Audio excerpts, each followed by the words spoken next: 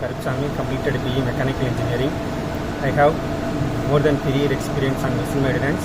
For improving my technical skill, I joined Technology Global Limited in Bangalore, where I learned about PLC, SCADA, HMI and VFT and how to control the machine or any process or any operation or proof of machines by PLC program.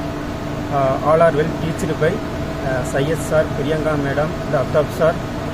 Thanks to for them effort how to understand the basic to up to advanced level. And then after completed my completed the course, I asked about management for 1 month internship.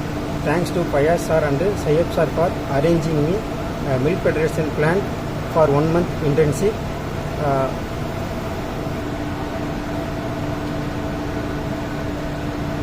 Inside the plant where the Siemens TCS7 DCS control system and ASI and transmitter field devices are how the functions are running, how to controlled by SCADA system, each process how it's controlled, everything are visually and practically understand.